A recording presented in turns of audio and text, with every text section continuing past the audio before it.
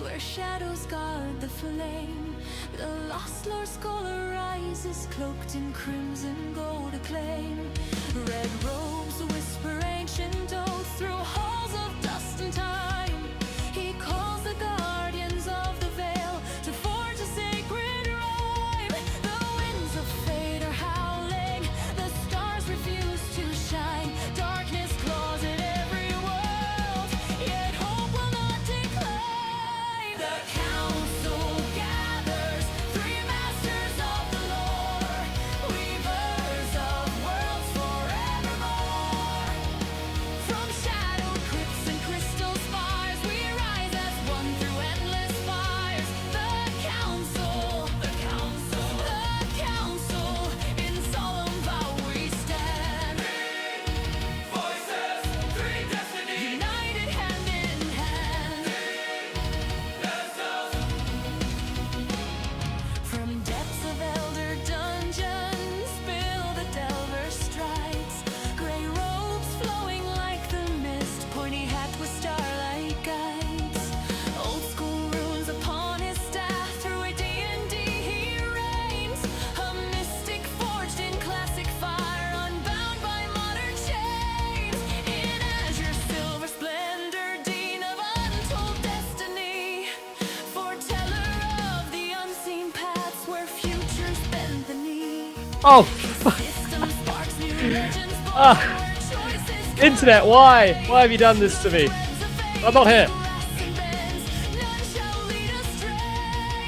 The hour is grave, the veil grows thin, the ancient evils wake. But in this circle forged of will, no darkness shall partake.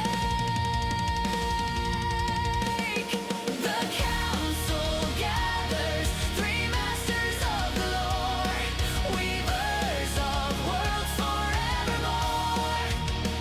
From shadowed crypts and crystal spires, we rise as one through endless fires. The council, the council, the council, in solemn vow we stand. Three voices, three destinies, united hand in hand.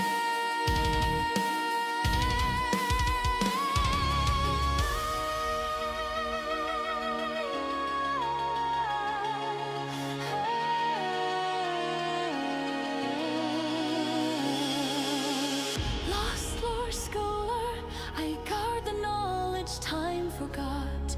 Dungeon delver, I delve the depths where heroes rot. Foreteller of destiny, I see the paths that yet may be. Together we decree, let stories set the free.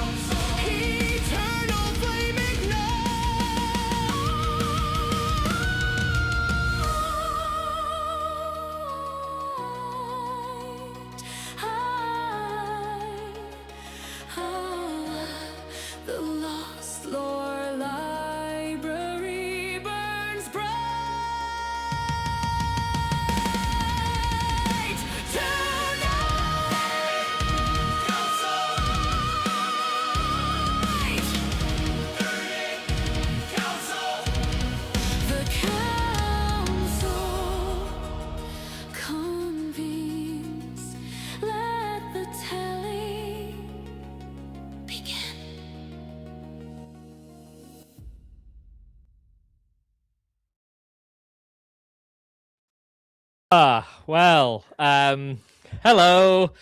That was a little bit embarrassing because the internet kicked me out of the stream and then immediately put me straight back into the stream. And I popped up in the middle of my epic intro. Sorry, everyone. Sorry. I ruined my own thing. My wife says I didn't have to go that hard. Wait until you see the outro. How we doing, chaps? Not bad at all. How are you, Jack? I'm all right indeed. Well, much better than I was last week, I have to say. I will quickly go through the chat here because we have, obviously, AGP is here. Welcome, sir.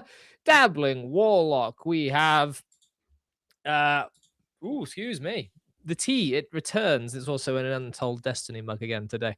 We have Jeffrem Denka. We have Wappet. We have the Damnedest Bastard. Hail, sir. There's Vicky. Hello. The Jolly Roger. The Delver sent the summons. You got one of them, Delver. There's this weird chap in the chat. Don't like the look of him too much. He looks a bit strange. Who else have we got? We got Michael Dale. Hello, sir. Obviously, Jeffrem. There is my good lady wife. Ashray is here as ever. We have a Fightful sighting. Fightful. I had to tell the lads at Castles and Crusades that you were still alive earlier on. I am glad to say that you are missed. Everyone misses Fightful. I miss the elf art. I don't know about you two. And we also then have Mr. Paladin Steve. Everyone be on your best behavior because Paladin Steve and the Modwife are both on duty this evening. Okay, intro done. Let's stop being so happy clappy. Tippity tappity, tippity tappity, tippity tappity, tippity. Delver's editing Grok, not whatever he is. Yeah. What the fuck are you talking about? You can just hear you typing away. So it's like he's coding. He's just coding his AD&D character manager. He's making sure his records of all his characters are up to date. Yes, absolutely. And I have the software to do it. Absolutely. Would you like to plug it since we're talking about it? Well, if you insist. You know, one of the biggest hurdles to any role-playing game is character creation. Of course, any competent DM can spin a tale and roll a die and consult a table or look at a formula. But character creation, isn't that the bugbear that we all must slay before we take our first step onto the spaceship, into the transporter, into the dungeon, onto the apocalyptic wasteland, whatever it is? Ladies and gentlemen, I'm here to tell you, you don't have to go it alone if you're playing first edition Advanced Dungeons & Dragons. No!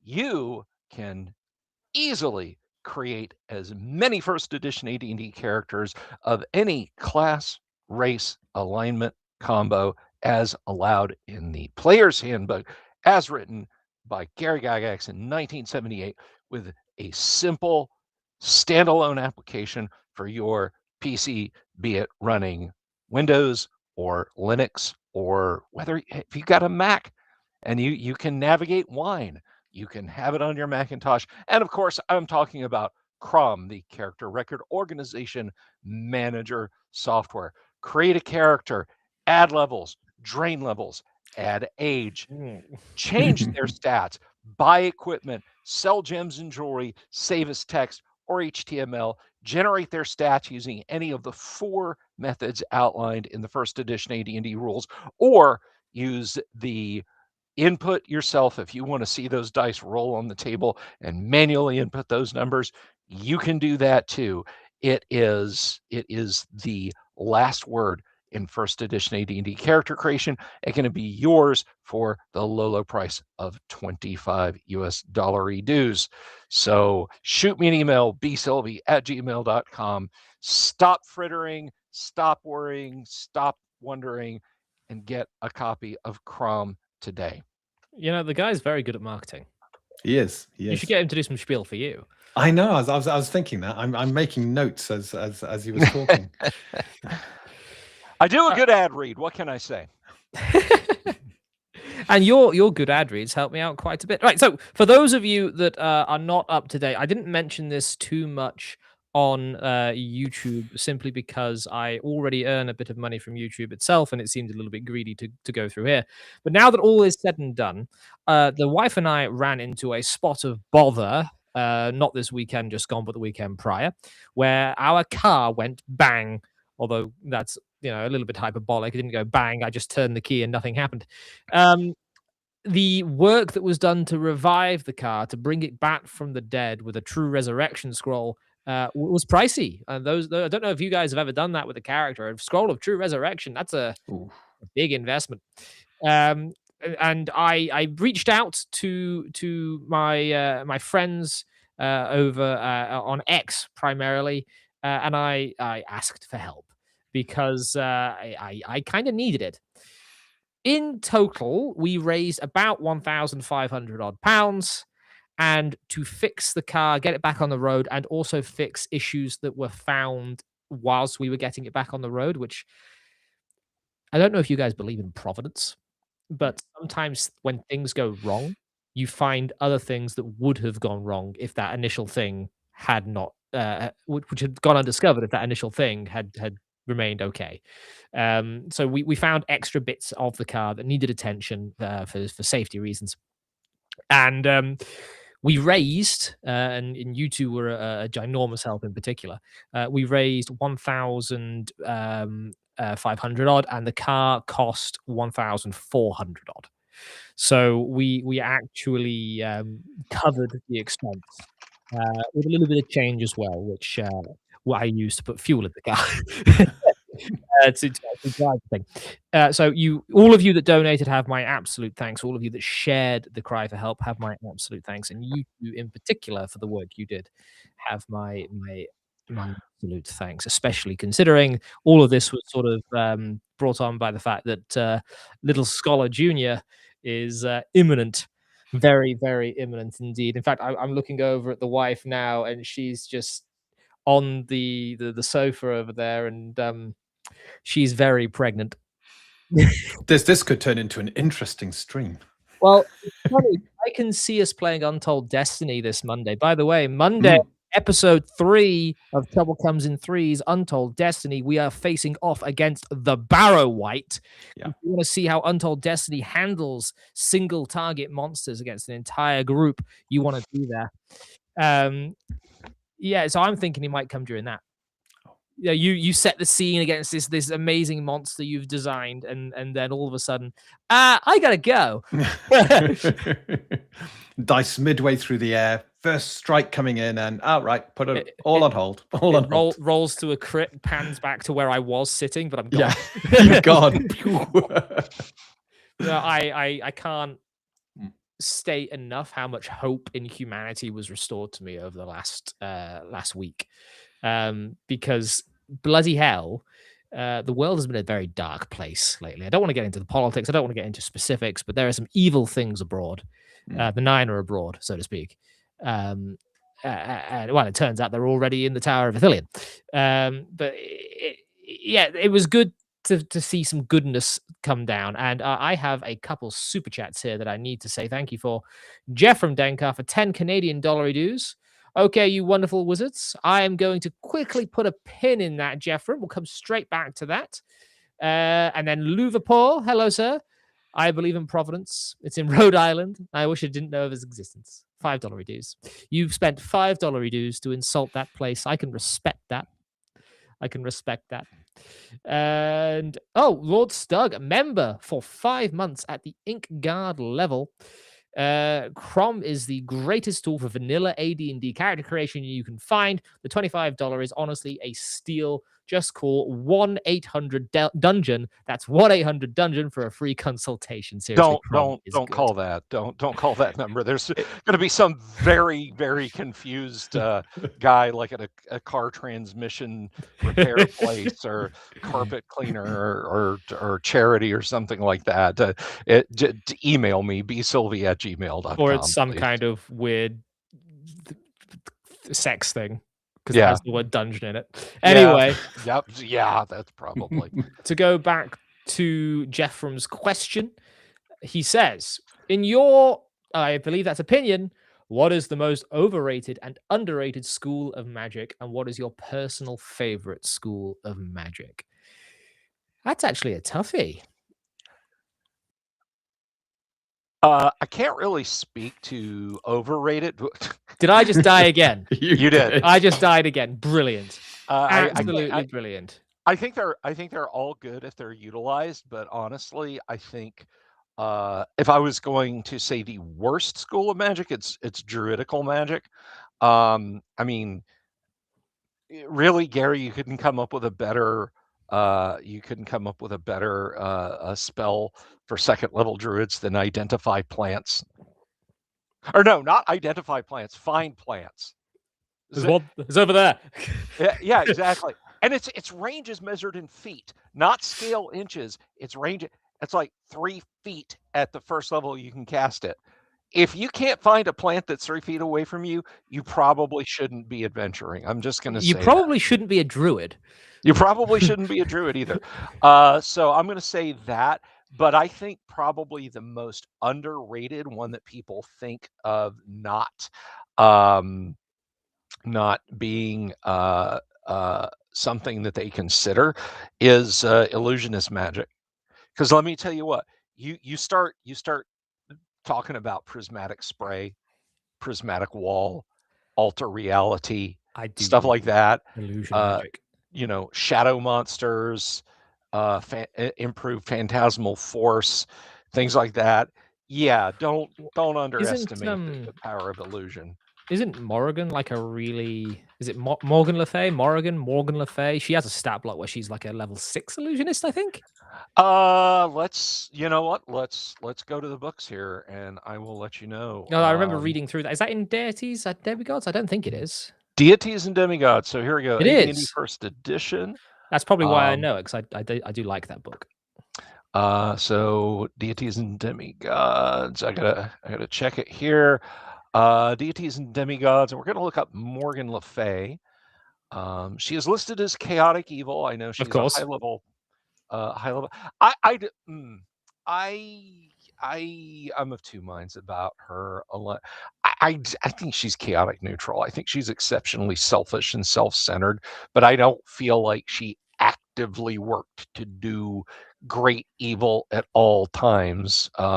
It's just her ambitions required it. I can see your argument. Here we go. Full stat block for Morgan, armor class 4, move 12 inches, 39 hit points, 1 attack with a poison dagger.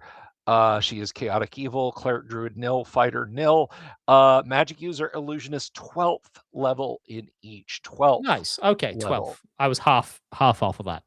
Yes. And I can tell you what ranks she gets with that, but I think we've established. I do find it funny that Primeval here is saying that spell systems have serious cracks, considering the conversation I had with you a few weeks ago, Dean. Yeah. But since I'm talking to you, Dean, what is your most? Hold on. So yeah, actually, Bill, you gave us the most underrated. You gave us the most overrated. Is illusion also your favorite? No, magic user is my favorite. Magic user has the most utility across the board. But is there not schools of magic in AD&D, like evocation and not? Okay, so if you go and you look at spells, and again, I'm sorry, Dean, for robbing your spotlight time. Yeah, Jack has triggered my trap card here. But if we look at spells in first edition AD&D, like a spell name, here's remove fear. Remove fear, the first level cleric spell. It goes title, remove fear, and then in parens, abjuration, and notes whether it's reversible or not. But the thing is, that is a flavor matter. It is not a quote unquote school. I feel like, in my opinion, that was needless additional subdivision put into the rule system, and it's gotten worse and worse and worse and worse and worse as I tend to agree, actually, as editions have gone on. I think I've only seen it done interestingly in one place, And to believe it or not, the guy that did it, he's right there.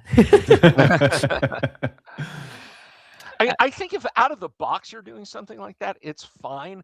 But to go back and start subdividing, that's like, it's like, okay, we started out with a quarter pounder with cheese, but now you're telling me that I get a box that's got 2 pieces of bread over here, it's got a patty over here, it's got pickles over here, it's got a couple little blobs of ketchup and mustard here, and then it's got a slice of cheese over there. How about we just go back to putting everything in a convenient to eat burger, and we move on from But that it's healthier when it's separated, I've been told. Oh, kiss my ass. I might. Dean. Yes. Most underrated, most overrated, and your favorite school. Okay, I'm going to second edition, which had Schools of Magic right from the start. Sorry. Back, Bill, back. And I would say I think one of the most underrated was I'm just thinking here, transmutation. I think is considered quite an underrated, and it wasn't until I was running a spell jamming campaign where there were transmuters as the enemy wizards that I began to really get a love for the transmutation school. But a lot of people, you talk about becoming a transmuter or using transmutation magic, and they're kind of like, well, what, I'm going to become a warrior, conjure a sword, do stuff like this. But there's so much more within the school, especially when you start to use some of the expanded books for the Forgotten Realms, and you bring up something like a spell engine, and instantly spells being lobbed at you are being absorbed into this huge engine. The engine spins up and becomes even more powerful, and you have this incredible power at your fingertips at high levels. I think one of the most so that is what I think is one of the most underutilized. One of the most overutilized, I think, is invocation evocation.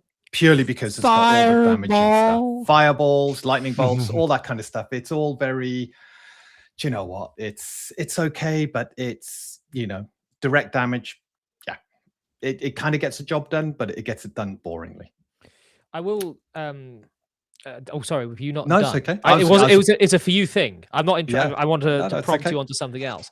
I was gonna talk about my favorite, but off you go, Jack. Oh, no, tell your favorite first. Because I've got more for you to talk about. Oh, brilliant.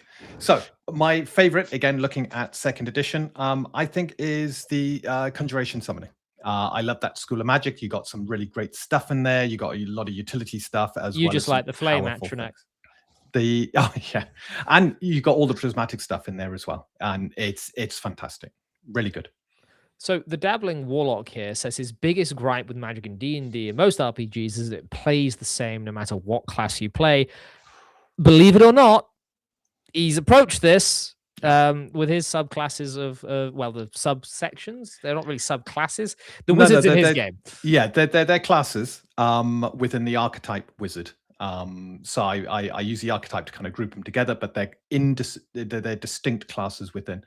Yeah, I did 2 things with magic. There are too many schools of magic in the AD&D, and it dilutes the spells. And I think there were only about 4 flavored schools of magic to make an impact. They all oppose each other: abjuration, invocation, summoning, and enchantment. And then there's rules of magic, but the specialty classes break those rules for their spells.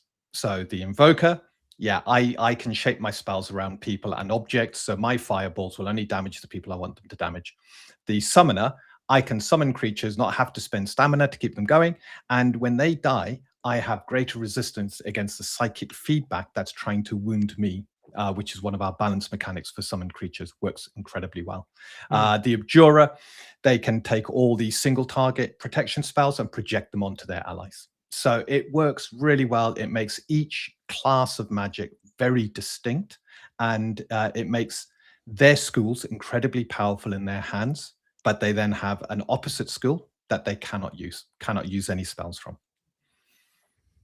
I'm just going to quickly upgrade Jeff to moderator in the chat there, because he's already sort of doing it. No, I like your. I tend to play very generalist casters, but I much like you, Bill. I prefer a caster who has sort of an overarching knowledge of all magic. But I do appreciate the way in which Untold Destiny kind of forces me to pick and choose powers and spells and things. And it's not just through your wizard subclasses or your wizard types, but it's through the ranger and the clerics and having spell spheres and domains. It's really interesting stuff, and it leads to a lot more interesting gameplay than 5th edition in particular. Sure, and one thing, and this is not just a sop to Dean, but I mean all RPGs, fantasy RPGs that I've played have had interesting systems of magic. I mean, you look at essences in Rollmaster, and similar in I've gone completely blank. MERP. You look at the potential for chaos corruption that comes with magic in Warhammers is quite fun. Warhammer Fantasy role. Oh, you want to cast a basic spell, you explode. Yeah, exactly. Your hair turns purple and stands out like knitting needles. Like, just becomes rigid rods that stick out from your head. Good luck with that. All Warhammer magic is wild magic. Yeah, Warhammer in any edition can be a lot of fun. The only time I have seen a magic system just get completely shitified is, well, quite frankly, starting with I would say the rot started to set in 3rd edition, and by the time we hit 4e and then 5e, it was so dilute. It's just like, I don't even remember what the context was. I just had on as background noise one of those stupid RPG horror stories things, and there was a comment made in the telling of the tale on YouTube was, and even the fighters only were out of basic spells. And I was like, what the fuck are you even talking about? The fighters were out of and so I started digging. Yeah, everybody gets a spell. Everybody gets it. That ruins magic. It's syndrome, as Brass likes to call it. It is syndrome. It is absolutely syndrome. And it's like, well, then I just have to sit back here and do nothing while the magic user casts spell. Well, fucking get up there and do something. You know what? Let me interrupt your rant here, Delver, just to quickly get you to answer this question from Lord Stug for $5 dues. Which of your videos covers combat segments? Can you let him know? Oh, Stug, tell you, if you want to drop me the link, I'll send it on to him after the show. Dude, it's you're talking about something that it may be buried in a 2-hour live stream from 3 years ago, my friend. It's in there. I know I've talked about it. I'm not going to hijack Jack's show to talk about combat segments. But I mean, honestly, like, I didn't do an individual video, and my old person brain does not remember. I mean, it is like a hobbit's attic inside my head when it hobbits have attics. Yes, we call them the ground floor, but but yeah, no, it is Matham's as far as the eye can see, and I don't really know where that might be located, where that might be sitting. I know I've talked about it. I've talked about it before. I mean, I will say this. The only time that segments becomes a thing is surprise, initiative ties, which couples to weapon speed, which is dictated by segments, and spell casting. Outside of that, things are pretty fluid, and you don't need to worry about segments all that much. It really just comes down to spell casting with regard to initiative, weapon speed, and surprise. Those are your chief areas. But to launch into the mechanics, I think Jack would probably unfriend me and ban me from social media contacts with him. So let's we can have another stream about the you can teach me how to play AD&D at some point, because I've read the books and I still don't know what I'm doing.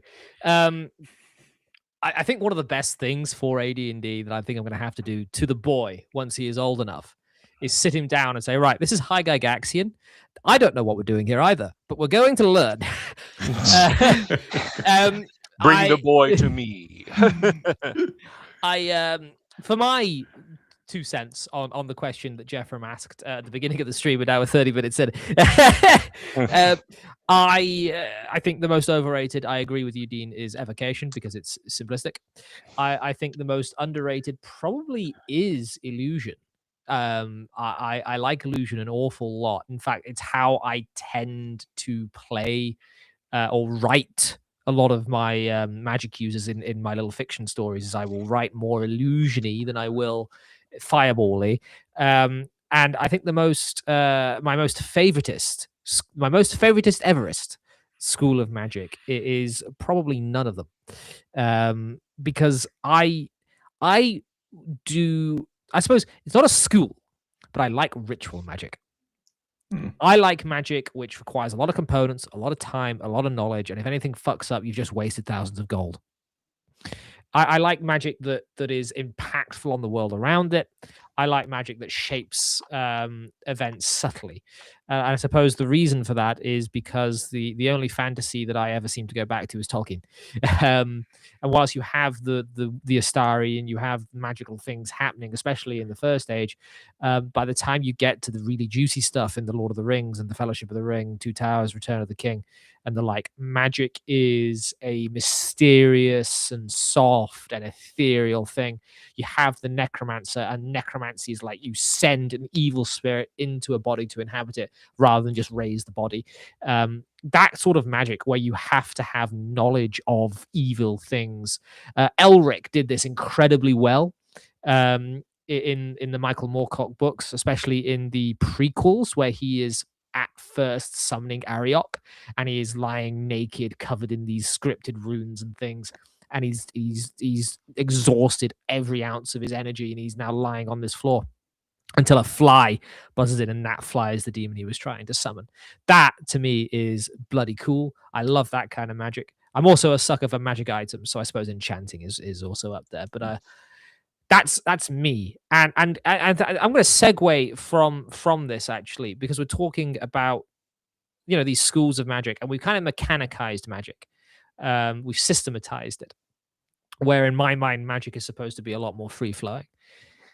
I said before we started the stream that I was having an interesting conversation with someone on X. I can't pronounce the name, Icron something or other.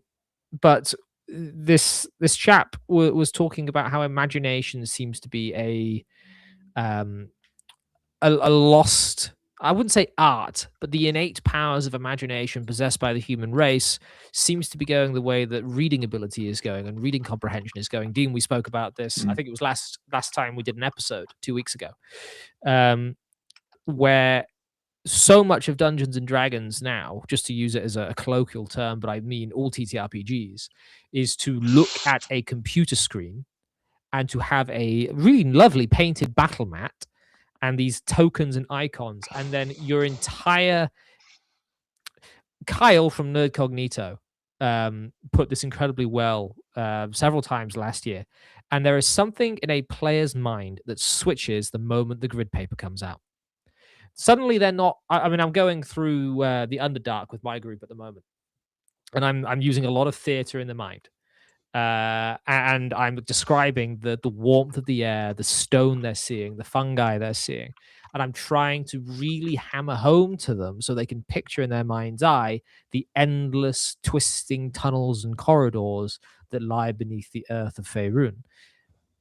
And I'm not sure the youngest chap, Baby DM, who you have both met, quite gets it. One, because he has aphantasia, sadly for him, but also because so much of our brain is now geared towards these visual stimuli that we can't appreciate using our brain to make an image. And I would like some thoughts while I sneeze.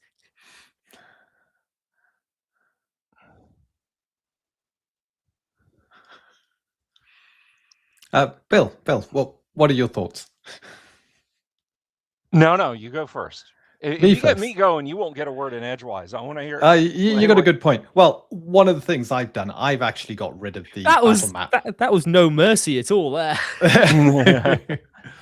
Yeah, I've got rid of the very pretty bright battle map when I'm doing a Roll20 on both the live streams, because I as as a GM, I stopped describing what was happening.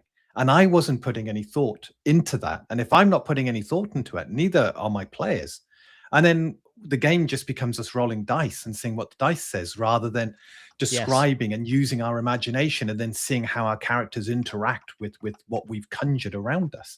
So using my classic maps, I have beautiful, very classic looking layouts. I've now got the white, I think we had a white background last time, Jack, and I found a nice parchment effect just to tone that down. That's what I use as well, actually. Oh, I was going to good. bring it up Yeah. to you, but I forgot. And it just makes it feel like you're actually got an old module open and your little tokens are on the page around the map and interacting. And it means then, as a player, you hear a description, but then it's up to you to ask questions. And the way I view that is I've described enough for a cursory glance, and now you're asking a question. Your character's now looking at that detail and gives me the opportunity now to describe it in more depth. And I think it creates a much richer experience around the table. And it means if things go unnoticed and a player stumbles into something without noticing it, as a GM, you just turn around and say, well, you didn't ask. You didn't look. You didn't say, what was that over there? You just walked over there. Mm-hmm. I like how asking, just giving a cursory glance as well, when a player asks a question, it's collaborative scene building as well. It's not just, it kind of takes a lot of the pressure off the dungeon master as well. If people are able to actually interact with the way that the imagination presents information. My worry, however, is that there are those who just lack the imagination skills. I think it is a skill. It's like it's a muscle. If you don't use your imagination, it atrophies. And I think this is incredibly unfortunate that one of the most, and I love video games, one of the most, one of the unfortunate side effects of video gaming is that it just atrophies your imagination. Yeah. Because everything's being fed through these and you're not using this. Also, hello, Kabuki Kid. Welcome to the stream. Not seen you here before. Hit that subscribe button. Also, there is a link I posted in chat to said classic maps that Dean has was just explaining. Everyone should go click it.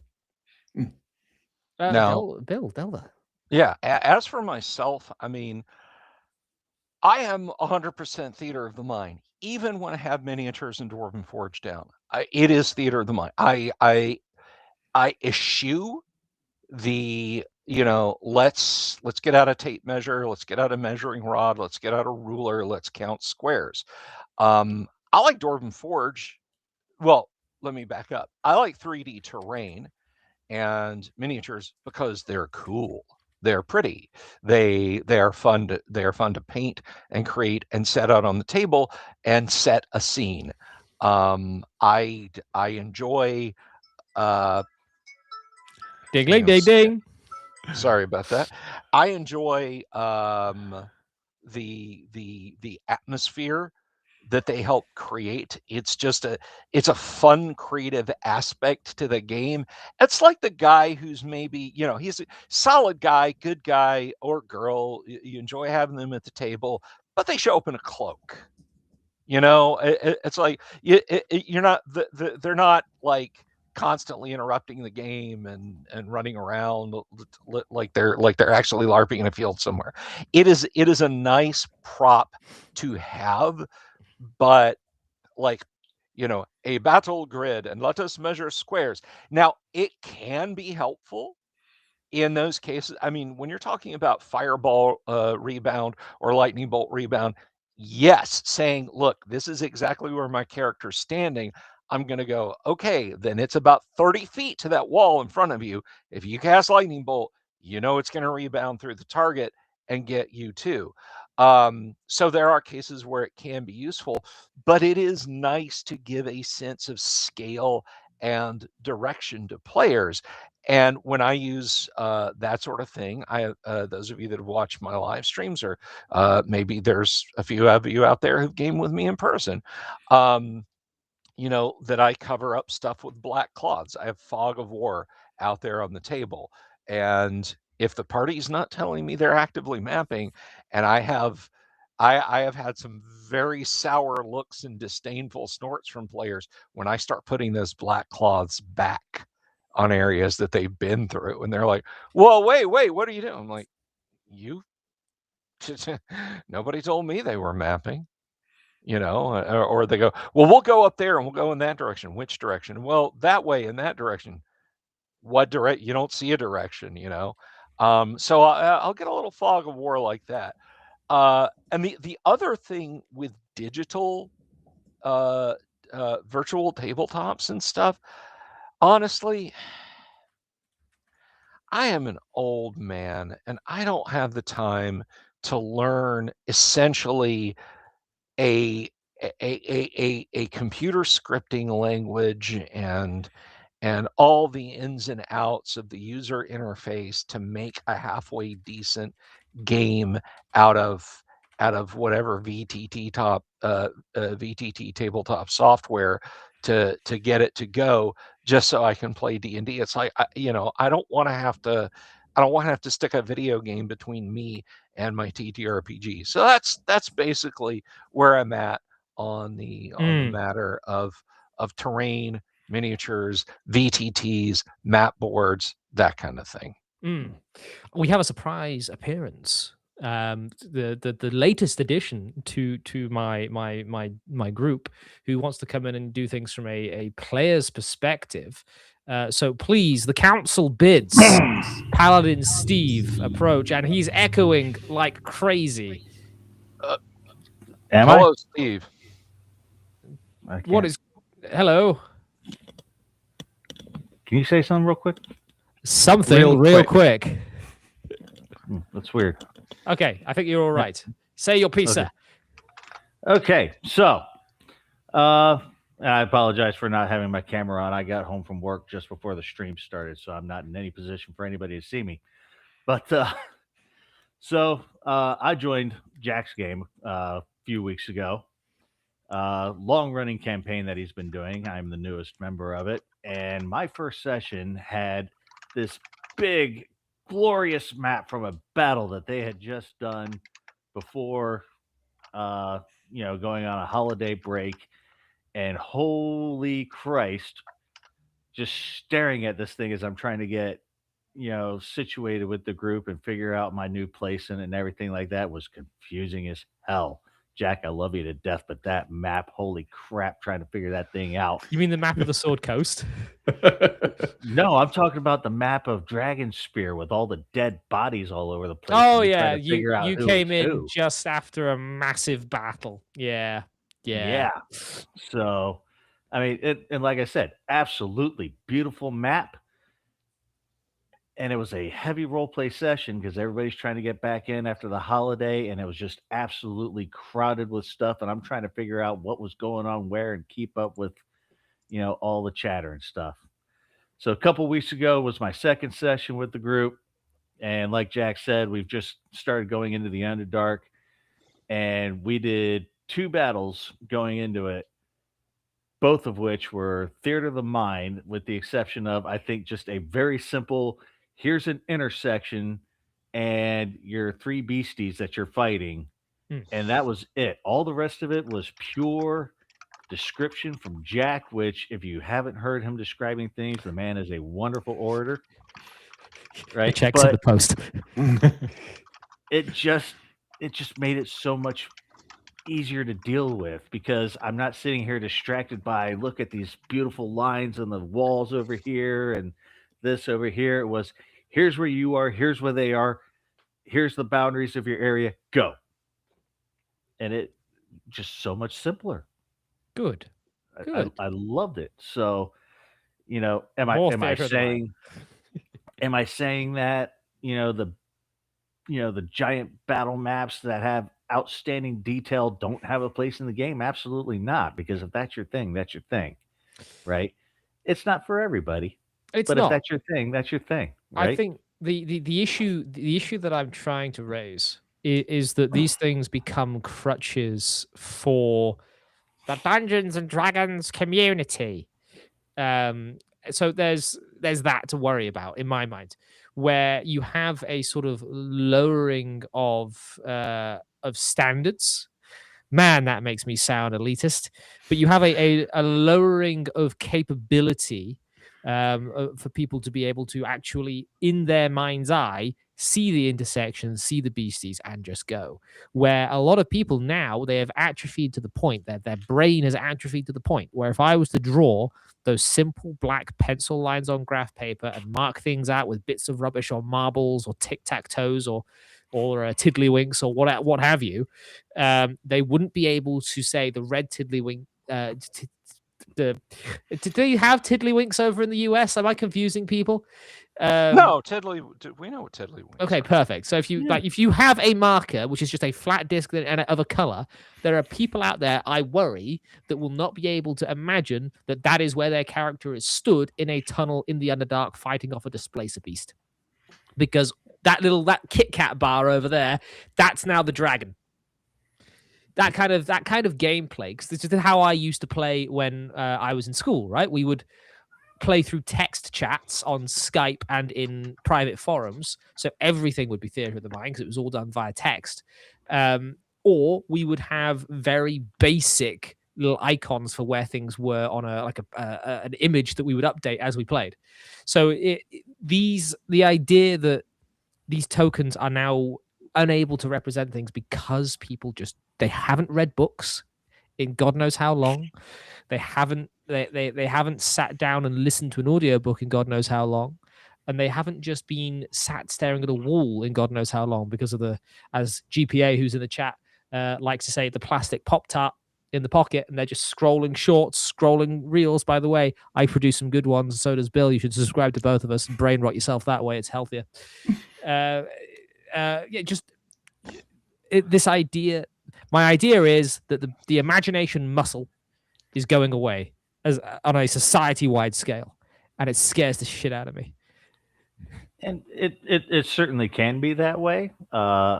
I mean, I know Bill can definitely appreciate this, even if he can't appreciate where I started, because I apologize, Bill. I started in 2nd edition AD&D. But apology accepted, Commander.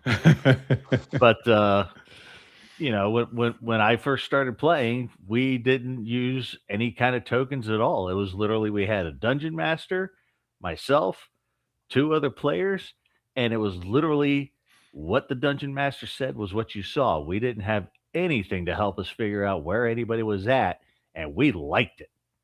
Yeah, I mean, that's just back the way in my it was. day. Yeah, but we read a lot of books back then, and books have descriptions in them, and those descriptions help us imagine because we get used to the words that mean things. So our mind can create, virtual environments based on the words we hear. Kids nowadays, and a lot of youngsters, they don't have that. So their only way of creating a world is what they consume, or in Minecraft, putting blocks together. It's non-verbal creation of environments and the things around them. So when it comes to actually describing using words, and this is kind of what we touched upon a couple of weeks back, the moment you start to restrict the vocabulary that the person has, their ability to describe what's around them is also restricted, and their ability to imagine what's around them based on those descriptions becomes incredibly limited. I was going to say, I'm going to disagree with that to a point, in that I think you're kind of misconstruing the problem. The problem isn't that they don't have access to it. They absolutely have access to it. I didn't say they didn't have access to it. I said they just don't do it. So, which is I kind of heard it differently. Maybe I misunderstood. Oh no, it's okay. It's the case of the literature's not being built for young lads to read. So the high adventure books that we lived on aren't being made currently. You've got the older books that can still be read, but they're not stocked. No, they're not stocked. And we've got a culture where everything's consumed off your device. So all you do is it's all visual based. It's very little is now based with words and descriptions. It's all very visual. Yeah, it's the same phenomenon that Bill has experienced since he started doing the vertical shorts. He's gotten a lot of viewership off of those because that's what people are consuming these days. Nobody, Yeah. one of the most common complaints that I hear about, trying to read Lord of the Rings these days, people don't want to read Tolkien writing 4 pages or, 4, pages, 4 chapters, whatever exaggeration they're going with, talking about, the texture of the leaf. That's a feature, not a bug. Agreed. For us, that's a feature. For kids these days, though, that's get to the point already. And So- they lose interest very quickly. Tolkien is one of those things. I kind of place him in the same way that I would place the Iliad, where he is best listened to, where someone can tell you the story, because that's how he wrote it. Is a mythology that was meant to be told, and reading it is fantastic. But I think Tolkien shines when you've got a group of people. I actually did this on my wedding day to my friends. I sat them all down and I read through Moria for them. I just On your basically- wedding day. Yeah, on my wedding day. You're welcome, friends. Nerd alert. Yes. Hey, I married Arwen, so I have no latitude to throw the nerd appellation at anyone. It's like pot, kettle, black. Yes. Indeed. That's not a racial epithet. YouTube. It's a well-known idiom. Hashtag cancel Jack. It'll happen. It's coming. It's coming. Like I mentioned Kyle earlier on. We could do it today if you'd like. No, thank you. I need the income. Yeah. You'll need the income. We should probably wait about 33 years before you stop needing income for your child. I have. I mean, Vix is like semi-joking here. I am a massive introvert, but I do have this thing that I activate. I like to call it host mode. It just kind of happens. I have performed gregariousness. Savo Feifel says, one of our players is quite the stereotypical Gen Z. She had a really hard time getting into the back and forth storytelling of RPGs, but now that she's used to it, she's hooked. That's because as much as I'm worried about the muscle atrophying, Feifel, that muscle is actually still there. And once you've massaged it gently and thoroughly for long enough, you'll find that it eventually begins to grow again. It is just a matter of reviving the very human instinct to tell stories, because that's what we do about everything. Yes. We tell stories about where we were yesterday, where we work, who we are, who our family is. Everything you do is telling a story about oneself and one's experiences, or some other form of a story. Can I answer a question in the audience, please? Which one? It's from Asheray the Lothian Warlock. Ashray. Bit further up. Hang on a second. I'm sorry. I was looking at the Is it the one 300 plus books? No, yes. No, it's something that threw me off in reading the Starlight and Shadows book I had. There it is. Loth. Yeah, okay. So, here's the thing. Loth was never spelled double L-O-T-H. It was never spelled double L-O-L-T-H. L-O-L-T-H, Loth. And it is a play on the word loathe. It was and always is the spelling. There was a typo, a single typographical error in a 2E book that slipped through, or a late 1E book that slipped through, not written by Gary, and consequently, people just kind of picked it up and ran with it. That literally makes me want to dig out a red Bic pen and scratch the page so hard it indents through multiple pages behind it and write the correct spelling above it. It's not L-L-O-T-H or L-L-O-L-T-H. It's Loth, L-O-L-T-H. Your word for the spelling bee is loth. Yes. So that Origin of the word. That is Well, that is why actually the origin of Loth and her handmaidens is really fascinating. It goes very deeply into Gary's love of Asian culture, but I won't. I I'm won't going to dip into stop that you now. there because we'll be talking about it forever, and because Ashray will I think just die of sheer joy if we start talking about Drow. Look who's reared his brass scaled head. It's the brass drake. One of my players has aphantasia. How can they play D&D Theatre of the Mind? Well, actually, I was just mentioning the baby DM, Brass.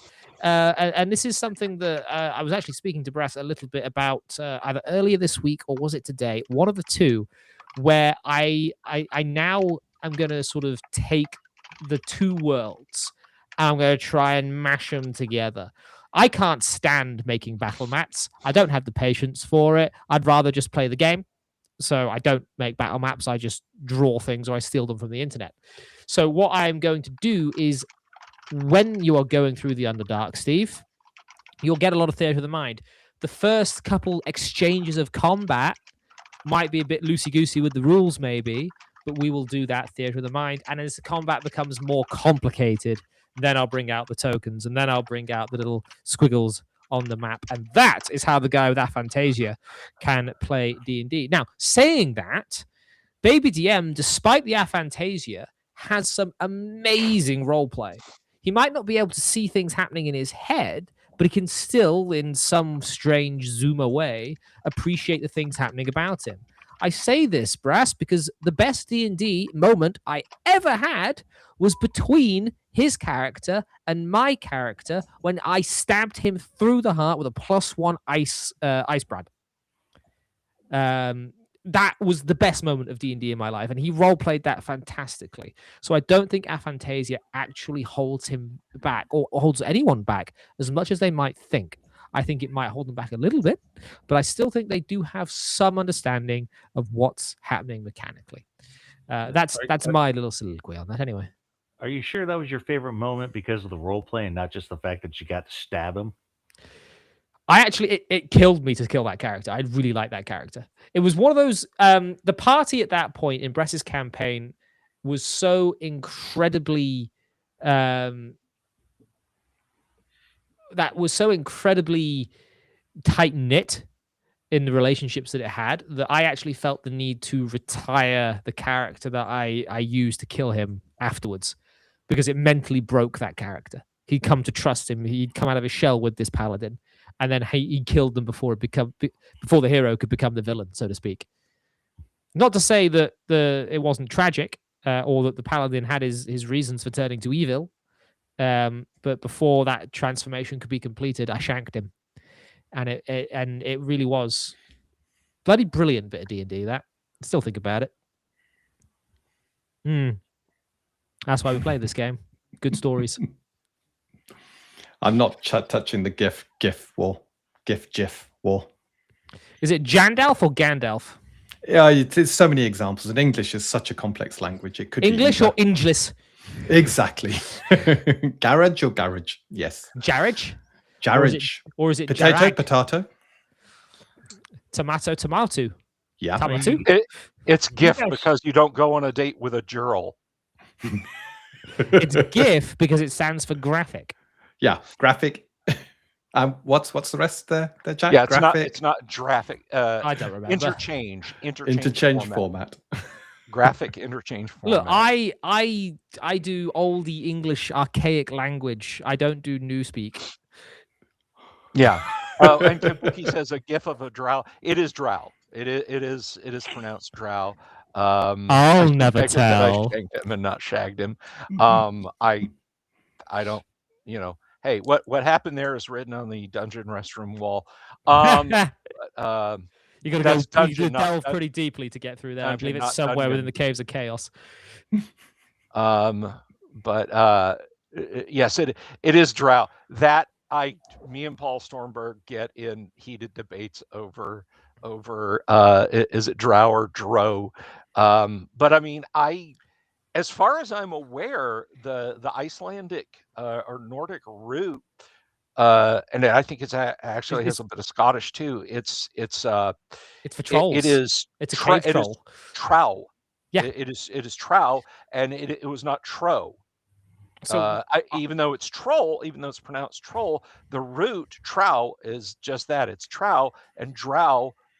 Gary, again, having such an encyclopedic knowledge of old languages and that sort of thing to draw from when he created them, he created drow, not dro. So, a drow is an aquatic creature from the Elder Scrolls. I went down a bit of a rabbit hole on researching drow the beginning of last year, because everyone said they were racist, and they had like a racist past and some nonsense like that. And while I was doing that and making all this research, it was actually my wife that came over to me and said, "You know what? I always kind of figured drow were just spiders." I mean, yeah, the drow like spiders a lot. No, drow are spiders. Yes, their black skin is carapace and their hair is cobwebs. And I went, bloody hell, you're right. Yes, they're black like black widows. Yeah, they're black like black widows. That's exactly. And the red eyes are again. Yeah, spiders. that's precisely, precisely Gary's take on it. And we got this. We got here, unfortunately, because of a nicely rendered but completely incorrect piece of art by Clyde Caldwell for GDQ 1-7, Queen of Spiders, which has one on the throne, Eclavdra looking like Tina Turner in Mad Max Beyond Thunderdome. I will say it's a nice piece of art, very nice art. But they're very darkly melanated. They are not the obsidian skin the drow are, and that made a lot of people go, hey, wait a second. But to be honest, even if that didn't exist, I think there would be people, moral busybodies, who would just root around to find something to screech about. I mean, I just said a few minutes ago, and I maintain, and I know this to be true, that Gary absolutely loved Asian cultures, and you go through even the monster manual, forget the monster manual, original D&D. There's Asian mythological themes throughout it, and yet, the thin end of the wedge was driven in to classic D&D content on drive-through because one person started screeching that the name of the book, Oriental Adventurers, was harmful. Rubbish. It's harmful. That's a rubbish. It's harmful. Jack, did you know I can harm people with words? I didn't realize that power word was an actual thing you could do in real life, but apparently I can do harm with words. I can't make the joke I was about to make on YouTube. Well, tucking away, and I'll make the joke, and then I'll get your stream canceled instead of no.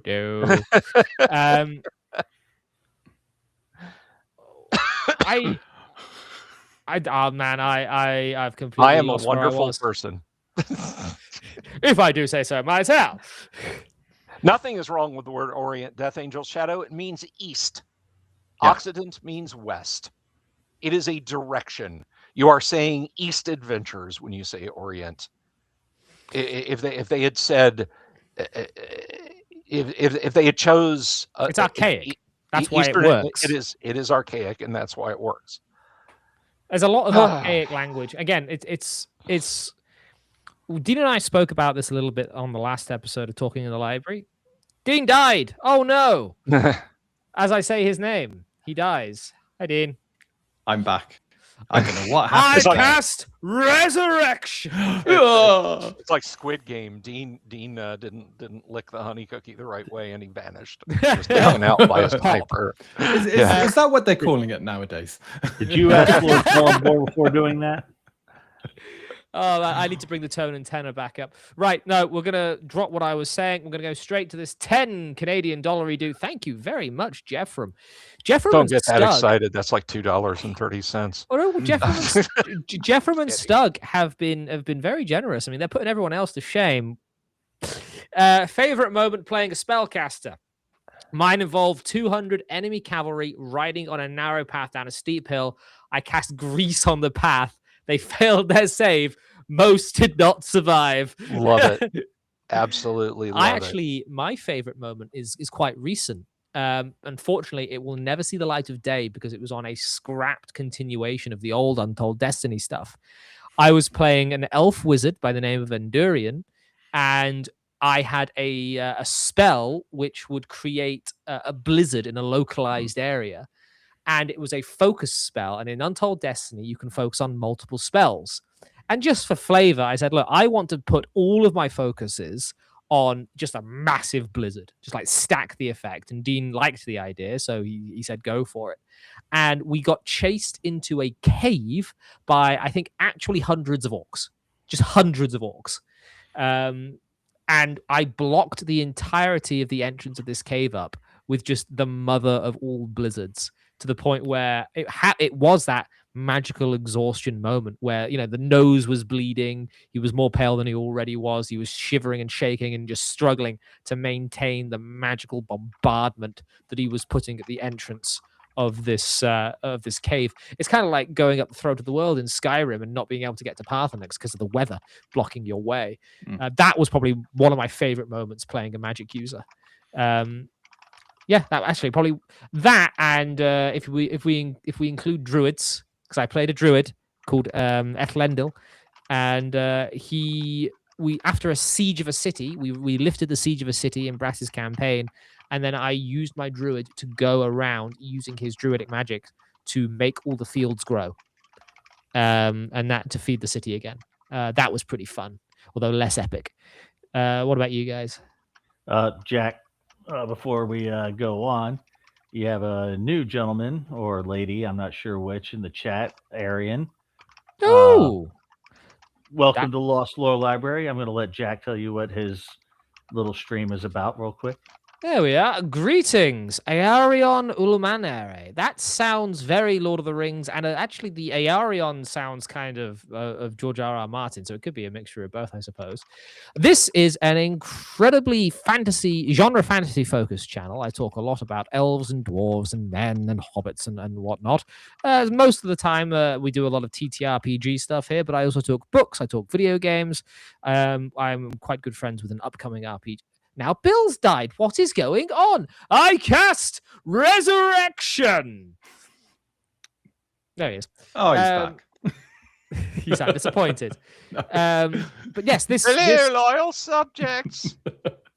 This stream, this is Talking in the Library, been going for 41 episodes, I believe this is now. And wow, we just 41 whole episodes. We just talk fantasy. It's apolitical. It is all about just loving the genre and having fun with it. It's Cinderin. I would love to know the meaning. If you wouldn't mind telling me in the chat, that'd be great.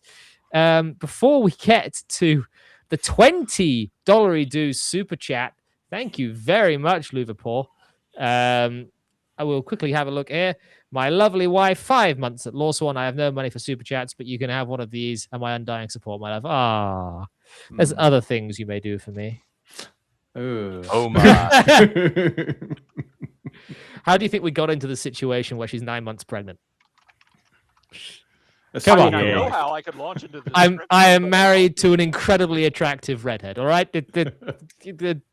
Look, but yes, it's all about fantasy. So I'm going to quick fire these because we got a super chat to get to. Paladin Steve, your favorite moment as a magic user?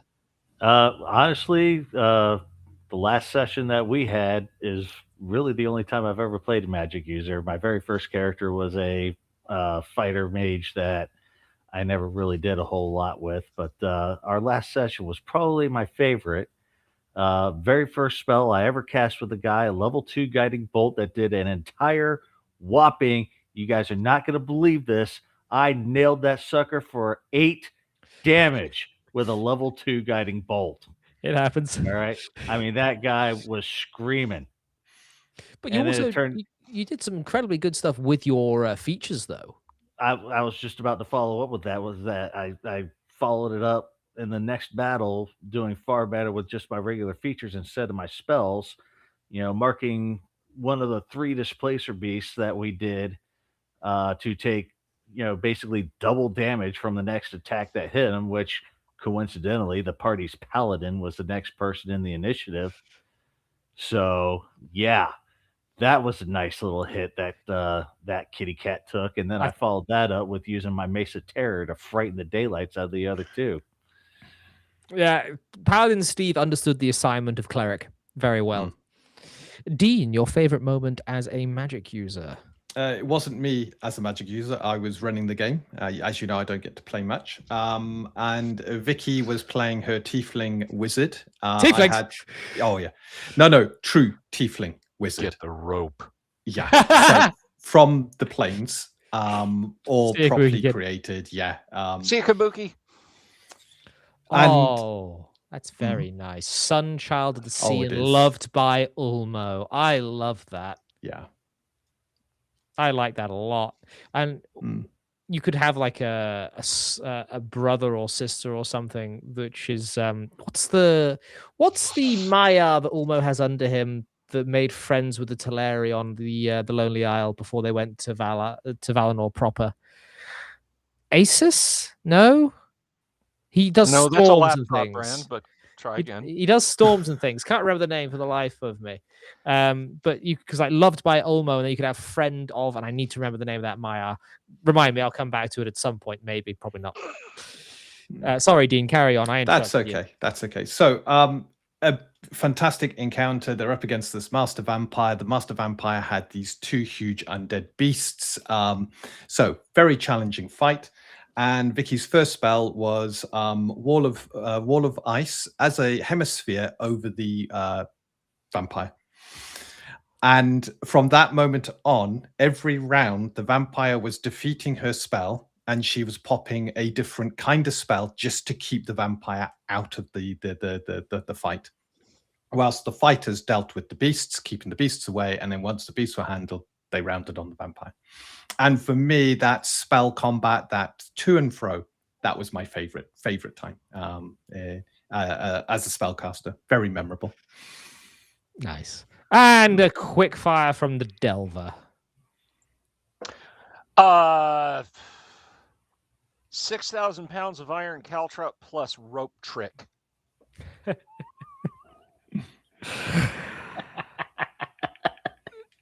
Don't encourage him. What? You asked? For the old grey wizened one here, you're the most childish of all of us. Yes, I am thinking of Osse.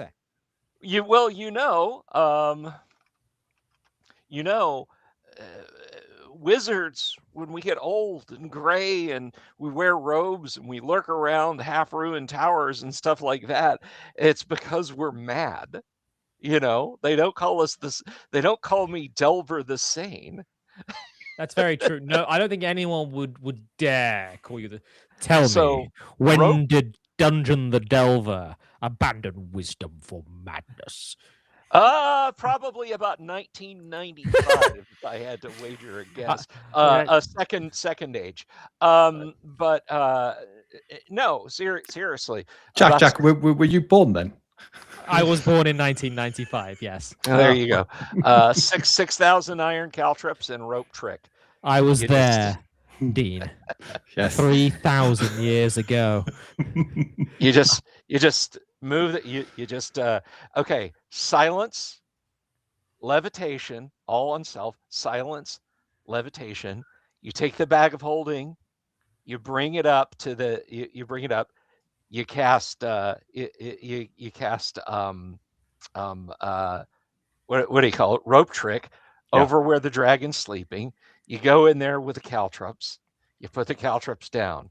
You float back out safely away from the dragon's lair. You cast Dispel Magic on your rope tricked room, or you just let it disappear. Shing! I'm sorry, ain't no dragon, ain't no amount of hit points. They're gonna die. And failing that, wall of iron, because I did the math, and a wall of iron. I like how it isn't just modern gamers which take the rules and just make them do what they were never supposed to do. Hang on a second. I've actually I've got this. I've got this because I let's see. It's a first edition dragons. They weren't real dragons. I will kill you. I will No, you won't. You've I only will got kill first you. edition dragons. My second edition ones will get you. Dishonor. Dishonor on your whole family. Jack, take a note of this. Dishonor on you. Dishonor on your cow. Whoa. I have to say, and I said this to Brass earlier on, and I was talking mostly about sort of Faerun and Dragonlance dragons. Most Dungeons and Dragons aren't all that great. I'm sorry, they're just not. A dragon should be a Smaug. There should be desolation for miles about, but they are so overdone within the settings that we've got that they just become the next thing. I realize I'm playing the Let's Kill Dragons campaign right now, or I'm running the Let's Kill Dragons campaign right now, Steve. So don't at me. But that felt Sort weird of. to say. Yeah, I think that Dungeons and Dragons, the reason it has a lot of what it has, and Gary was fantastic for. I love the way he would tell you about the strength of elves population based on what you could expect to find in groups of them. But the reason for a lot of dragons is that it is a video game. That it is a game. That is why there is a dragon. There you go. Dean died. Ashray, stop casting power word kill. Resurrection. I have no idea what's going on today. Why is the wizard continually casting resurrection? Shall I take my blink ring off? He's the wizard is casting is casting reincarnation. He just keeps getting human over and over again. Yeah. I mean, it's technically possible, if not probable. No, I did the math. I just can't find my notes. Wall of Iron. Wall of Iron. I know Gary says how much Wall of Iron should do, but a Wall of Iron dropped from its maximum height of 135 feet will inflict something north of 2,800 points of damage. It will kill whatever you drop it on. Your Tarask, no, your Tarask is gone. Azathoth only has 400 hit points. Drop a Wall of Iron, I'm gone. Wall of Iron is definitively the best of offensive spell in AD&D. If you go by science, if you go by Gary's rules, it does like some paltry amount of damage for a Wall of Iron. I just remembered we got given $20 and I didn't do the actual shout out. Liverpool. He says, "How dare you, Jeffrem? I'm starting a bidding war for Jack's attention. You've been noticed. Notice me, senpai. Also, Jack, you should engage more on Emmy's server if you aren't going to Saturday Speakeasy. I proper miss you, old chum. I do need to get back on one of those before the kid is born, but by the time Saturday rolls around, I am in bed." Thank you very much for the $20 dues. I believe was that enough to get you the crown? That's what I want to know. You are indeed. Begun the crown wars have. The top fans as it stands. Liverpool with 1,425 XP, followed by Jeffrem Denkar with 900 XP, followed by Lord Stug, 375 XP, and then lots of other people below. Brass, you are languishing in 10th place. Oh dear, oh dear.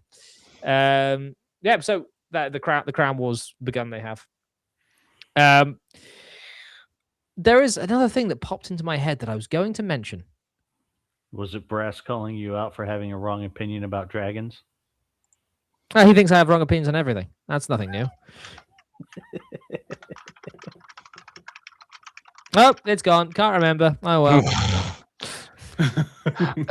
That's going to happen a lot more frequently starting in the next couple of weeks. And just to let you know, the Crown Wars continue with $10 dues from Stug. Thank you, Lord Stug. I appreciate it. Man, I really feel like my brain is just, yeah, bye, going now. There was something there. And it's just, I don't want to use the Harry Potter analogy, but you know the spell where he sort of takes thoughts out of his head and puts them in a little bowl somewhere? Jack, it's the dad brain kicking in early. That's all it is. Oh, dear. Yeah. Oh dear, oh dear, oh dear. So, Oh, it wasn't enough, Stug. Well, don't donate more. You've donated enough. Thank you very much, sir. Rich, be prepared to start helping him find everything that's right in front of him. She does that anyway. That I didn't. Dad brain is not to blame. I think I might need to go home. What? It was going to be a dragon thing. Oh yes, I was going to use my own dragons as the best dragons. My dragons are part of the fabric of the world in which they are a society very loosely knit over many thousands of miles because they are dragons and can easily fly from one thing to another. And their social status is sort of depends on the amount of mountain peaks in a range they control. At the moment, in the fourth age of my world, you have 2 dragons that are known to be active, and a third which is believed to be inactive far, far in the north. The first is Phaelas, the Queen of Dragons. You'll all be quite familiar with her because you all know my stuff very well. The second is her son, Orteath, the companion of the dragon's bastard. It's an entirely different story. And these 2 are immense figures. Phaelas pins down thousands of miles of territory against an undead sorcerer, and she rules over the realm of Dragonfell and Fjordrell. So she is a queen. She is a political figure, and she holds the southern border of the Northlands against all the nasties in sort of the central part of the continent. Then you have Orteath, who, as he's flying around with his companion, when they show up to a battle, they win the battle. It's a matter of how valuable is your dragon compared to everything else. A series that really did this well, at least for the first 2 books, is the Aragon books, where Saphira was the linchpin in most of the army's strategies. Tippity tappity, tippity tappity, tap tap tap, tippity. Sorry. So I think dragons should be incredibly rare. And incredibly influential. The further you go back in the mythos, you can have a couple more maybe, but you shouldn't overdo dragons. Yeah. Would you support types of dragons? For example, within 5e, you've got wyverns. I think are kind of dragonkin-ish. And in some books, some mythology, you got drakes, which aren't quite dragons, but they are cousins to dragons, kind of lesser. So, I would actually refer back to Tolkien on this, where he's got wingless dragons, the first dragons. He's got cold drakes. Some of them are just big snakes. And then you've got your traditional like Smaug fire drakes. I got to interject this because this is too cool. It all loops back around together in the Mobius strip, Jack, because we have the chromatic dragons and the metallic dragons and their strange names, because Gary created them for a Tolkien war game that he was participating in, a Tolkien PBEM war game prior to the creation of Dungeons and Dragons, and he sent them in a letter, and they got published in the fanzine. Gary made up his own Tolkien dragons. So brilliant. Please continue. I don't like to say there are types of dragons, so to speak. Brass, so help me, your character will die a slow and painful death. I prefer dragons to be individualistic, I suppose. And thank you very much, Mr. Stug. I shall get to you in just a moment. I like my dragons, for one, they're all related to one another. The mother of dragons, Hephaestus, only died 1,000 years ago, and she'd been alive for the thousands of years up to the point where she did die. And her death was sort of a signaling of a change of the guard. She'd been the queen of dragons for many millennia. But even then, she was, I think I have 3 named dragons. So I have 4 named dragons in my mythos, and I have 1 unnamed one. I kind of assume that there are other dragons around. But it's this idea that a dragon should have the same impact on a story and I'm talking more in terms of the genre fantasy, less the tabletop now, a dragon should have more impact on a story in such a way that the entire book should be about shit, there's a dragon. I'm reading Dragonlance at the moment, and I've just got onto Spring Dawning, and there are quite literally dozens, perhaps hundreds of dragons every page. And eventually that mysticism around the dragons is taken away. And once you've taken away the mysticism of the dragon, you all of a sudden take away what the dragon is supposed to be anyway, and that is the greatest fear or threat that a human mind could possibly come up with. So you've got the dragon is the thing that is terror. And if Brass, I agree with you. Dragon should be BBEGs. It's very difficult to want to play with a lot of dragons and also be able to treat them with the gravitas that they deserve, which is why I can count the amount of dragons within my mythos that I have written expressly about on one hand. Mm. And that's over millennia of history that I've come up with.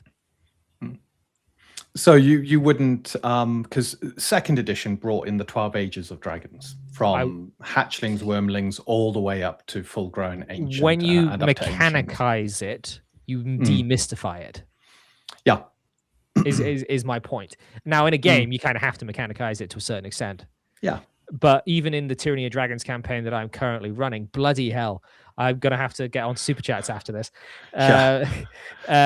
Even in the campaign that I'm currently running, I have basically thrown the dragon lore of the Forgotten Realms away. The last dragon they thought was midnight black with a purple sheen and had black and purple flames for its breath weapon. The idea that only reds have fire, only blues have lightning. I'm actually not a fan of other types of breath weapon. It has to be fire for me to be a proper dragon. But that, again, this is just how I handle them. And maybe I'll do another a video on them, because I don't handle them game first. I handle them mythos first. And I think I agree with Mr. Kuntz here, is that the concept of the dragon for me is what matters over the mechanic. Yeah. I would let Paladin, Steve, and Delver jump in on this, but people have just given me a lot of money. So bear with me. Must be nice. Miss Lord Stug, I can't read or listen to the Song of Durin anymore without thinking of Delver. There forged was blade and bound was hilt, the Delver mine the mason built. This isn't relevant, but it did get me to number 1 for a minute.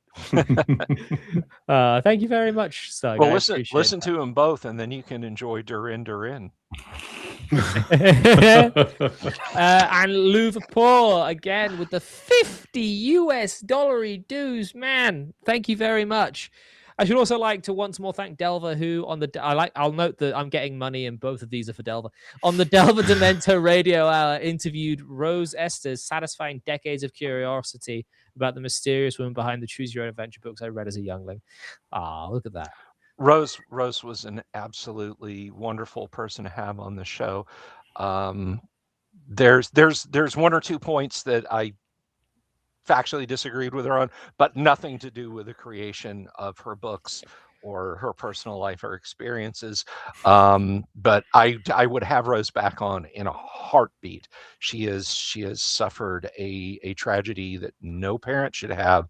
So I want to be very, very cautious about saying, "Hey, why don't you come on my D&D show?" And so it may be that I can invite that I'll feel ready to invite her on again, perhaps this summer or in the waning of the year, but it'll be a little bit. Cool. I suppose as much as I want to keep talking about my dragons, what I will probably do is just have next week's tittle be about dragons and see if we can get Brass on for that, because just look at him. Well, can I weigh in on this? Seriously? Yeah, I was going to let, rather than me just carry on, I was going to let you three say something about dragons, and then we'll probably see to looking at wrapping it up a little bit. So, Delva, go for it. I can't speak for other RPGs, and I won't pretend to. I mean, I know in Warhammer Fantasy Roleplay, which I just said I wasn't going to speak for other RPGs, but here I go. Dragons are rare beasties, very exceedingly rare beasties. and I guess in others, I have look. My favorite RPG is Dungeons and Dragons. It's what it says on the tin, and I get as it grinds my gears as much when people say, "Oh, I dungeons are dumb and illogical." I wouldn't, we don't. No dungeons in my game. That's just silly and stupid. Who would ever do that? As it does with dragons. No, dragons are godlike. They're the size of the state of Vermont, and My dragons are very small. they could kill you by thinking about you, and they rule the entire planet, and you couldn't pretend to ever. I don't care how powerful. They have whole syndicates of people taking care of their effect. I don't like that. Dragons are creatures that are good or bad. They have personalities that are dumb or smart, at least as dragons go. They can be treated with and quite frankly, when it comes to first edition AD&D, that they are tough customers, they are tough hombres. If you play them well, dungeon masters, if you play them well, yeah, they're going to jack the party up. A huge ancient red dragon, the huge ancient red dragon is breathing out for 88 points of fire damage. Even if you save for half, odds are most of your party is going to be toasty critters. They can be plenty tough on their own without people turning them into demigods and saying, "Oh no, not we can't even pretend to approach dragons. I'm not putting dragons in my game." Or going the flip side and saying, "Oh, AD&D dragons are dumb and they're too weak," and I don't like that. AD&D dragons are just fine the way they are. If a party is steamrolling them constantly, then honestly, that's just poor DMing on your part. You should be playing the dragons smarter. Don't park them in a cave and just have them sit there, breathe. Okay, I guess I die now. Look at the fact that dragons have tons of spells that they can potentially cast. You don't like magic using dragons. They're sitting on a pile of treasure. Oh, look, here's a ring of spell storing. Let me just slip that on my claw real quick and start lobbing some extra spells at you. I think dragons in AD&D are fine. I don't think they need to be elevated to godhood or discounted. That is how I feel about dragons in advanced Dungeons and Dragons. He's done. Sorry, Mel. But to continue, no, go on. I want to jump in here and say Hephaestus from Sojourn is awesome. I do like Hephaestus an awful lot. If you haven't read Sojourn, you need to read Sojourn. You know what? Let's go to Paladin Steve. He's not said anything in a while. So, I think AGP said it the right way in chat. You see a dragon, you should be running. Yeah. It's that simple, right? Even if it's just a young dragon, that should not be, something that is like an everyday occurrence for an adventuring party to take on, right? My system of choice that I've been getting into is Castles and Crusades by Troll Lord Games, and the dragons that they have in there, even at the young ages, those things are lethal compared to 5e, where they've got an entire beginning module where your eventual quest is to get to the end and take on a wormling, as the party. If you tried that in Castles and Crusades, the party's getting pasted very easily. And that's the way it should be. Dragons are a force of nature. They should not be something that the average adventuring party is going and taking on, trying to save a village. Maybe in the capacity of we're setting up some heavy artillery, ballistas, and stuff like that, trying to chase it off. But as far as like trying to slay one, you're probably going to have to get an entire nation's army together to make this happen. And that's the way it should be. I don't think that much of a power level is necessary for dragons, in my view, but I do appreciate that. What about you, Sadine? Well, first of all, just to build on what Bill said about playing dragons, I ran Tyrannia Dragons, and by the end of that campaign, the party hated dragons. My dragons never landed. They always strafed. They always fired their breath weapon whenever it was available, and they did sweeping attacks, tail attacks. They had reach. The party hated them. Even the smallest of dragons was an absolute threat to the group. But I do agree. I think there are way too many dragons in D&D. And when looking at dragon kind within Kaseya, the one approach I took was actually having true dragons. So the dragons, they are ancient. They are forces of nature, as Steve said, indicating that they belong to one of the elements, and they are huge. You run up to one with a sword, your sword's just going to bounce off it. You need to have the preparation. You need to have the army. You need to have The dragon siege weapons. Yeah, but if you leave them alone and leave their territory alone, they'll typically leave you alone, unless they decide not to, and there's no rhyme or reason other than their rhyme or reason. But players love fighting dragons. Oh Let's- no! I cast Resurrection. I'm back. They they don't like what I'm saying about dragons. Conspiracy. It is. Players like to fight dragons. So I have dragon-like creatures which go from the wyverns, and wyverns are vicious. They follow the same sort of things. They're the very, very weak cousins of true dragons. And then you go up to the drakes being the children of the true dragons. Jack's gone now. It's our stream now. It is. Well, that's it. We've got. Oh, he's back. Oh, hey, Jack. I cast Resurrection. But yes, the true I dragon. was just about to welcome everybody to the Paladins Library. Oh, not too sure about that. Two. But a true dragon should be a force to be reckoned with, should be something that when they speak, the skies darken, the ground trembles, and their language is ununderstandable. It commands the very forces of nature itself. And that's my view on a dragon, but I don't want to take the fun away from fighting dragon-like creatures for players, and I think they still have a place in the world. And with that, ladies and gentlemen, thank you very much for coming. I am quickly going to grab Evray Games here. Guys, you should all go and subscribe to Evray Games. That is Dean's channel. I'm also going to grab the Dungeon Delvers channel. I'd grab you something for... I tell you what, I know what I can do for Paladin Steve. I can grab his Twitter account. People can go and follow him there. That's probably the best thing to do. Hey, Steve? Yeah, sure. Why not? It's not working, Steve. Why aren't you working, X? Palette. There you are. The Casual Nerdist at the Casual Nerdist on X.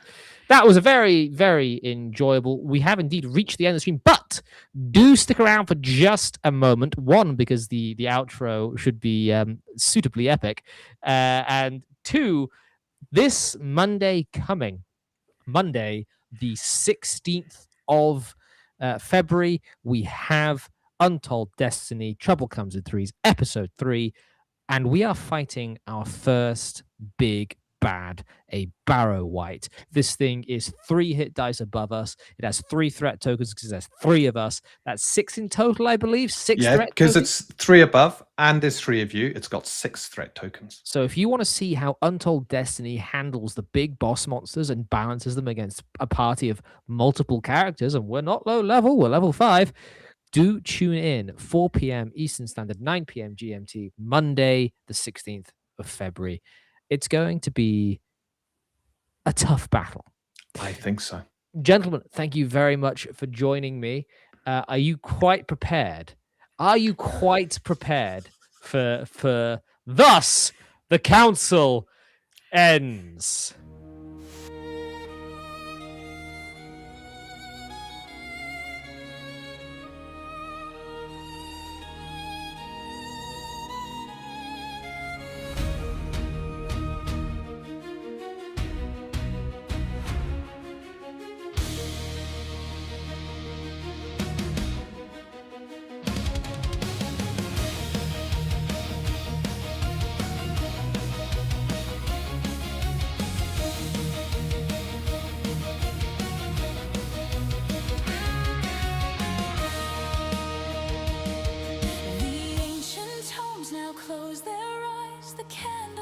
ladder low. In crimson gold the scholar stands, where endless stories grow.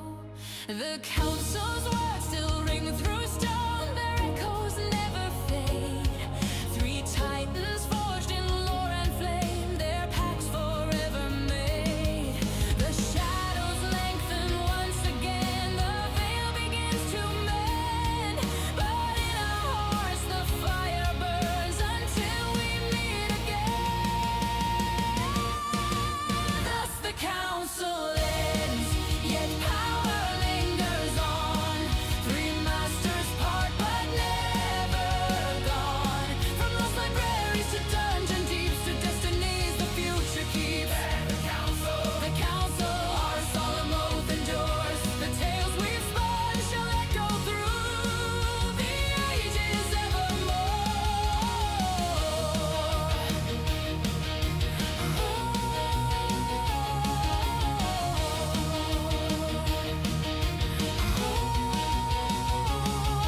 Great mystic rises, staff in hand, the delver turns away through classic halls of peril vast, where old school legends play. His pointy had a crown of stars, his wisdom carved in stone. He ventures back to shadowed realms, yet never walks alone. In blue and silver, fate's foreteller bows with knowing grace. Untold paths still call his name through time's unyielding race. The threads he wove in council's light now gleam in worlds unseen. The foreteller departs the hall, his vision evergreen.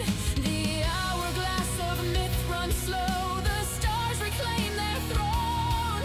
But forged in this eternal night, our brotherhood is known. Thus the council ends, yet power lingers on. Three masters part but never gone. From lost libraries to dungeon deeps to destinies the future keeps. The council, our solemn oath endures. The tales we've spun shall echo through the ages evermore. Lost Lord Scholar, the library waits, patient, eternal. Dungeon delver, the depths remember every roll of the die. Foreteller of destiny, the future's whisper, we shall return. All, thus the council ends, but the story never dies.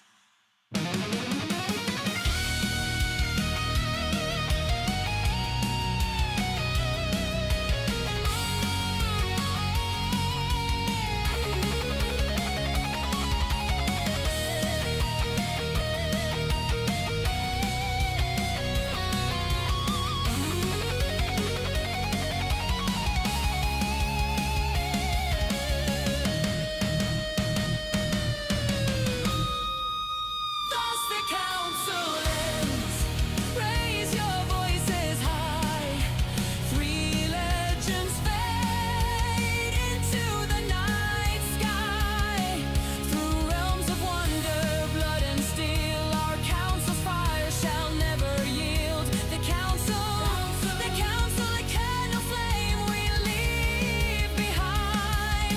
The lost lore library stands proud tonight. Farewell until the next design. Thus the council ends.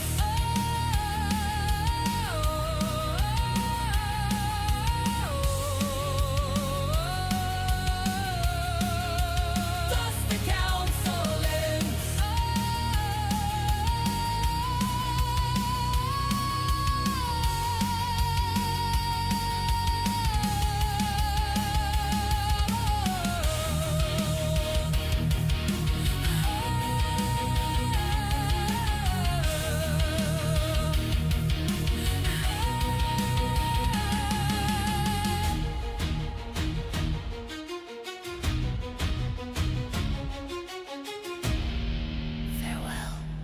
until the next design. Thus, the council ends.